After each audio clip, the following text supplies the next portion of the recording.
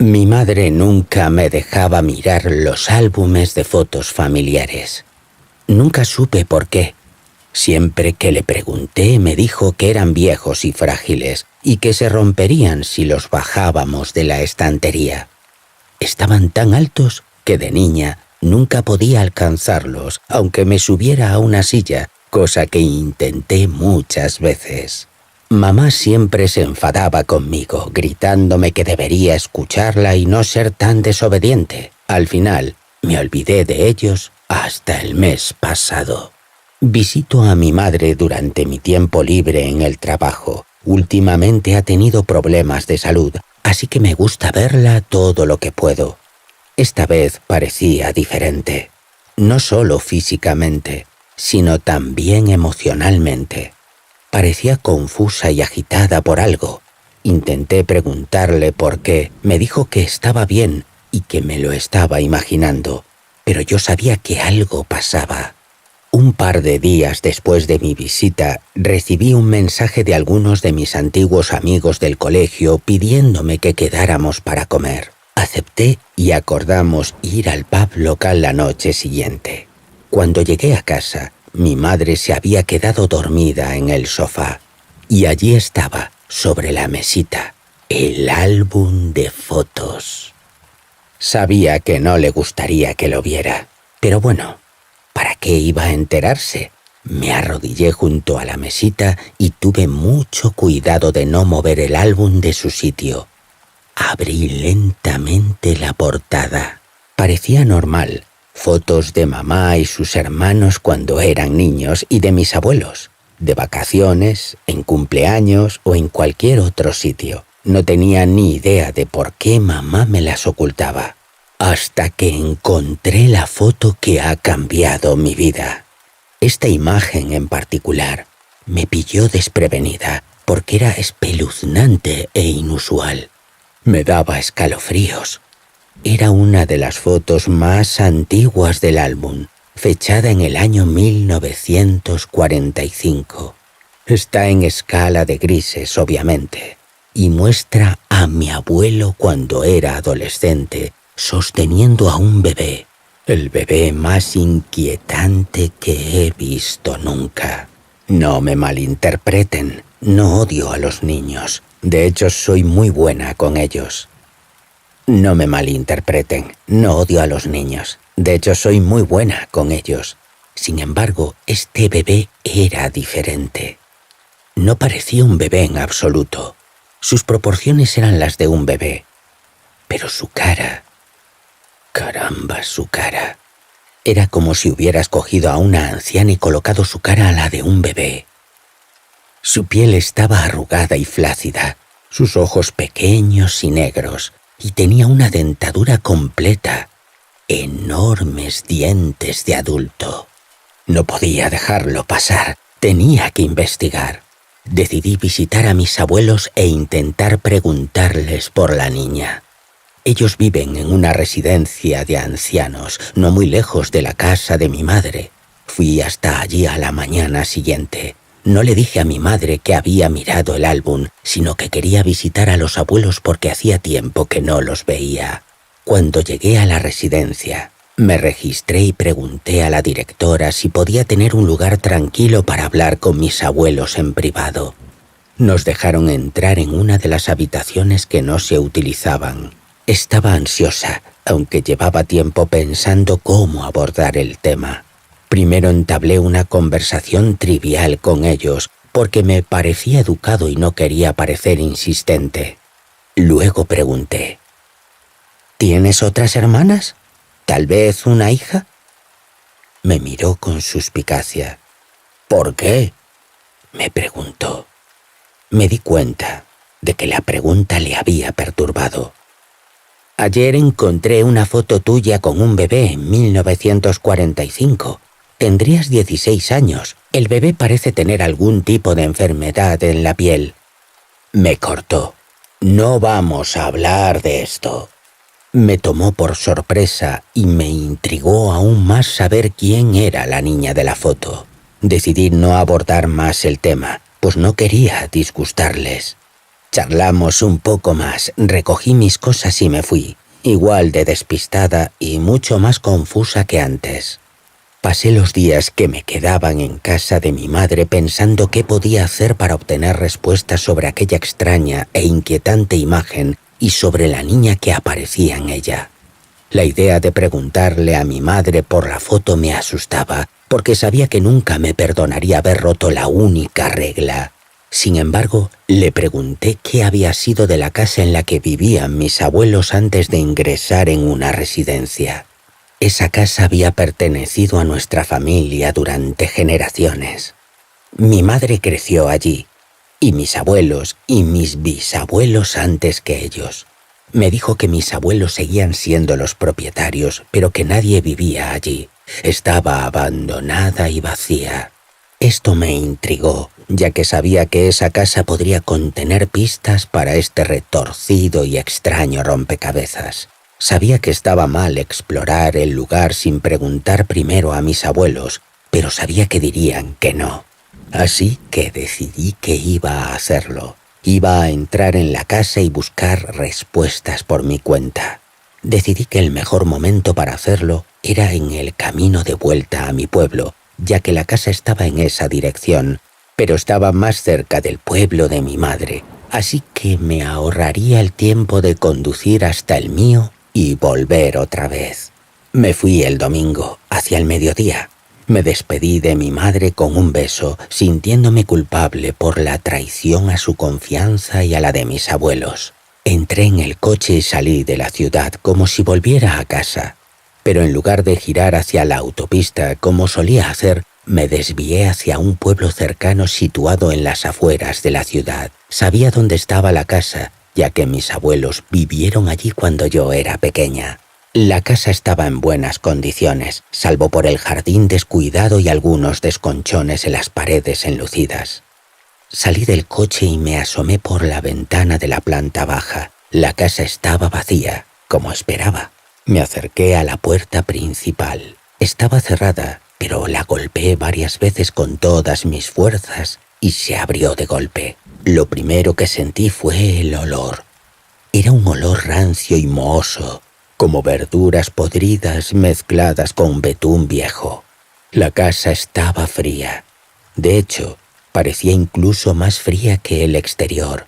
Entré con diligencia, aunque sabía que no había sistema de alarma. Las paredes estaban empapeladas con flores, que ahora aparecían cómicamente anticuadas. Era como entrar en el pasado. La cocina estaba alicatada y el resto de la casa tenía una moqueta marrón oscura.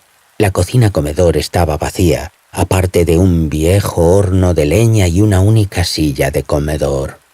Pasé al salón. Para mi sorpresa, había un viejo televisor. Intenté encenderlo, pero solo se oía estática. Había un armario empotrado en la pared, junto a la puerta que daba al rellano. Miré dentro y encontré una caja. Emocionada, la saco y el polvo me cae en la cara y me hace estornudar. Dejé la caja sobre la alfombra y me puse en cuclillas para abrirla. Dentro había una colección de objetos que parecían propios de una niña. Una muñeca, algunas cuentas y aguijones y un libro de cuentos de hadas. Esto supuso un gran avance para mí, así que metí la caja en el maletero del coche antes de volver a entrar en la casa. Atravesé de nuevo la cocina, el salón y entré en el pasillo. Había unas escaleras a lo largo de la pared derecha y un pasillo a lo largo de la pared izquierda con una puerta al final. Decidí ver qué había allí. Para mi decepción, no era más que un pequeño cuarto de baño, con un retrete y un lavabo. Subí las escaleras. Del rellano de arriba salían 4 puertas, 2 a cada lado y una en la pared del fondo, en el centro. Decidí comprobar primero las habitaciones del lado derecho. La primera era un cuarto de baño pequeño, con una bañera y un lavabo.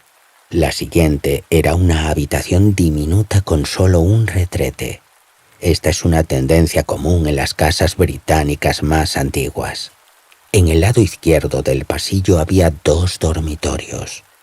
Un dormitorio principal, con un marco de cama de aspecto triste en el centro, sin colchón.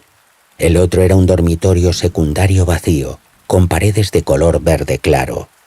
Ahora todo lo que quedaba era la única puerta al final del pasillo. La abrí, esperando otro dormitorio. Para mi sorpresa, había unas escaleras que llevaban al ático. La escalera, estrecha y tapiada, tenía un aspecto ruinoso y feo. No había pintura ni papel pintado, solo ladrillo a la vista. Las escaleras eran de madera y parecían desvencijadas. Ni siquiera estaba segura de si debía subir, pero sabía que nunca dejaría de pensar en ello si no lo hacía. Adelanté el pie al primer peldaño y lo cargué con cautela. El escalón crujió como la bisagra de una puerta vieja y oxidada. Subí con cautela, apoyando las manos en las paredes. El ático estaba vacío y aún más frío que el resto de la casa. Casi parecía helado. Recorrí la habitación, examinando las paredes y asegurándome de que no me faltaba nada. Decidí que no había nada más que ver y que era hora de volver a casa. Me volví para bajar la escalera cuando lo oí. El gemido profundo y gutural. Sonaba como si un animal estuviera atrapado en una pared. Me dio pena y sentí que tenía que hacer algo. Caminé hasta el centro de la habitación y me quedé inmóvil, atenta a cualquier indicio de la procedencia del sonido. Volví a oírlo. Parecía proceder del suelo. Me tumbé y apreté el oído contra las frías y húmedas tablas del suelo. Oí el silencioso sonido de la respiración. Era pectoral y sonaba casi como una respiración sibilante. Como si lo que estuviera atrapado allí abajo estuviera sufriendo un ataque de asma. Salí corriendo hacia el coche y me dirigí a la tienda de bricolaje para comprar un hacha. Estaba desesperada por lo que estaba a punto de hacerle a la casa de mis abuelos, pero no podía dejar que la criatura muriera allí abajo. Volví a la casa y me dirigí al ático con el hacha. Me quedé mirando al suelo mientras mi corazón se llenaba de vergüenza y asco antes de blandir el hacha y golpear las tablas del suelo. La madera crujió con gran estrépito. Seguí cortando hasta que la tabla estuvo lo bastante suelta como para desprenderse. Aparté el listón de madera y encendí la linterna de mi teléfono. Iluminé el agujero con la luz brillante. Había un espacio estrecho lleno de polvo y telarañas, pero no pude ver ningún animal. El fétido olor que me había llegado al entrar en la casa volvió triplicado. Era nauseabundo. Intenté hacer algunos ruidos para llamar a cualquier animal que pudiera estar merodeando por allí abajo. Entonces oí un arañazo, como si algo se arrastrara dentro del sótano, algo que claramente no tenía mucho espacio para moverse. Esto me sorprendió, ya que había supuesto que era algo pequeño, como una rata o un erizo. Pero esto parecía ser algo más grande, algo que fue aplastado y luchando por moverse en el espacio de arrastre. El agujero de la tabla del suelo que había quitado no era lo suficientemente grande como para meter la cabeza y echar un vistazo más de cerca. Así que me levanté de nuevo y cogí mi hacha para quitar otra tabla. Esta fue más fácil que la anterior, ya que tenía el hueco para meter las manos y tirar hacia arriba. Asomé la cabeza al vacío. Lo que vi nunca se me olvidará. Allí, en un rincón del sótano, estaba la criatura más repulsiva y asquerosa que jamás había visto. Su carne humana se hundía y goteaba como un charco nauseabundo alrededor de su cuerpo, como si llevara una piel putrefacta y descompuesta que le quedaba demasiado grande. Sus ojos, negros y vacíos, parecían pozos sin fondo que miraban como si contemplaran una eternidad de oscuridad y sufrimiento. Parecía casi humano. Tenía manos y pies, pero sus uñas estaban retorcidas y enroscadas como espirales infecciosas y descoloridas, llenas de pus y suciedad. Abrió la boca para mostrar los dientes más podridos y viles que jamás había visto.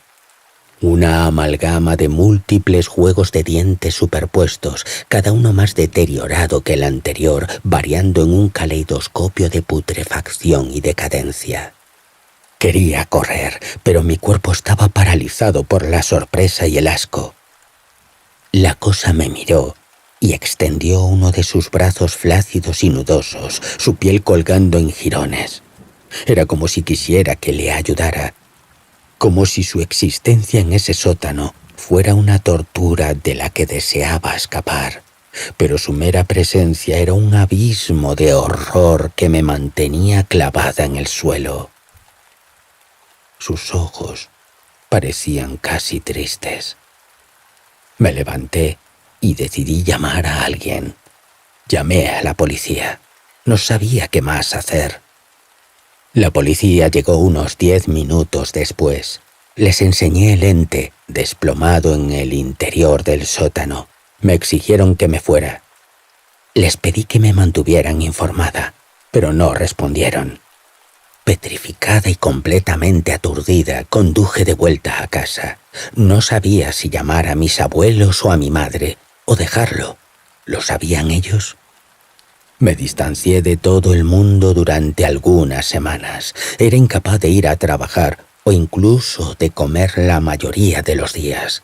Perdí mucho peso y tenía el pelo descuidado. Tengo que poner fin a esto, pensé.